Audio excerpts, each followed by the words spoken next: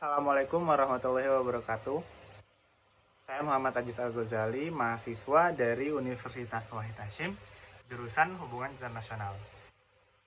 Pada kesempatan kali ini, saya akan mempresentasikan salah satu teori dari studi hubungan internasional, yaitu teori neorealisme. Baik, langsung masuk ke penjelasan.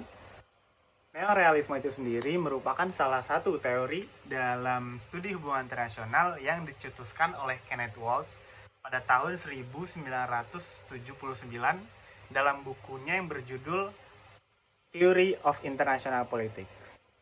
Nah, neorealisme itu sendiri mempunyai beberapa asumsi dasar.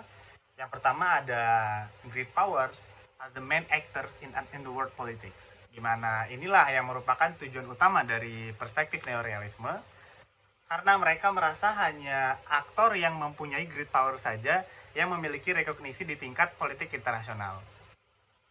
Selanjutnya ada we operate in anarchic system. Di sini kata anarki saya garis bawahi karena perspektif neorealisme bergerak di dalam sistem yang anarki, di mana negara merupakan aktor atau pelaku tertinggi dalam sistem internasional. Selanjutnya ada yang ketiga, ada states always suspicious with the intention of other states. Nah, di mana di sini negara akan selalu curiga terhadap kepentingan atau niat terhadap negara yang lainnya. Selanjutnya ada the main goal of states is survival. Nah, sama asumsi ini sama seperti realisme klasik sebelumnya. Yaitu negara dalam pandangan perspektif neorealisme mempunyai main goal yaitu survival. Selanjutnya yang terakhir ada states are rational actors, yaitu negara merupakan aktor yang rasional.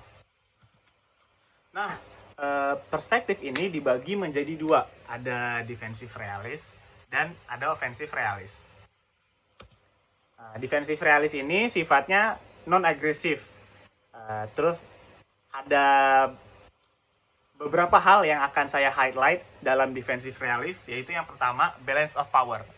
Defensive realist percaya bahwa keseimbangan, bukan perdamaian, keseimbangan itu dapat mencapai tujuan negara. Selanjutnya ada cause of war irrational.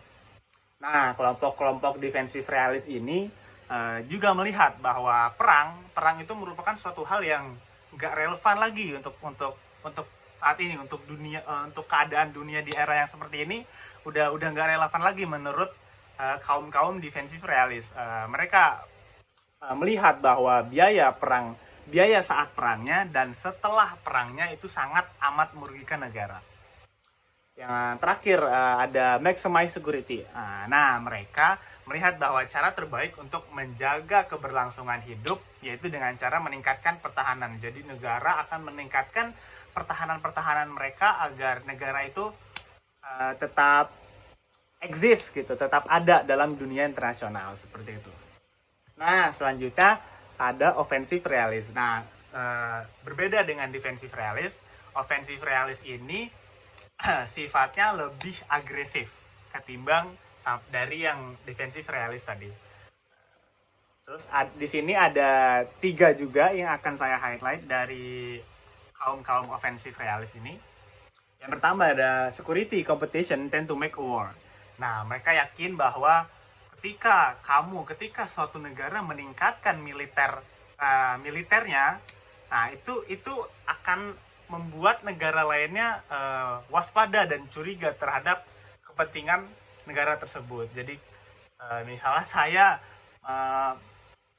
meningkatkan keamanan saya, militer saya, nanti yang lain akan curiga terhadap kepentingan saya. Ini ada maksud apa untuk meningkatkan keamanan negara ini gitu. Nah, seperti itu. Jadi seperti yang saya jelaskan dalam asumsi dasar tadi, suspicious, curiga terhadap kepentingan negara yang lainnya. Nah, highlight yang selanjutnya ada maximize power to dominate. Nah, di mana setelah meningkatnya kewaspadaan tadi, mereka akan ikut meningkatkan power mereka, jadi agar tetap bisa mendominasi dalam lingkup politik internasional. Jadi setelah curiga terhadap kepentingan negara yang lain, nah dia juga harus meningkatkan militer, meningkatkan keamanan negaranya agar bisa mendominasi dalam tingkat politik internasional. Nah, selanjutnya ada global hegemoni. Nah, setelah mereka meningkatkan power mereka meningkatkan kekuatan militer mereka, nah negara tersebut akan mendapatkan akan menjadi global hegemoni. Nah, inilah yang dimaksud offensive realist dapat mencapai tujuan negara, yaitu survival. Sama seperti yang saya jelaskan tadi dalam asumsi dasar dari neorealisme, sama, yaitu main goalnya adalah survive. Nah, kesimpulannya, neorealisme ini secara umum merupakan bentuk upgrade dari realisme klasik yang mulai membuka pikiran terhadap posibilitas terciptanya perdamaian internasional. Apalagi yang sudah saya jelaskan dalam defensive realist, mereka percaya bahwa perspektif ini juga akan membuka posibilitas terciptanya perdamaian internasional. Seperti itu. Saya mungkin segitu saja presentasi dari saya. Sekian, terima kasih.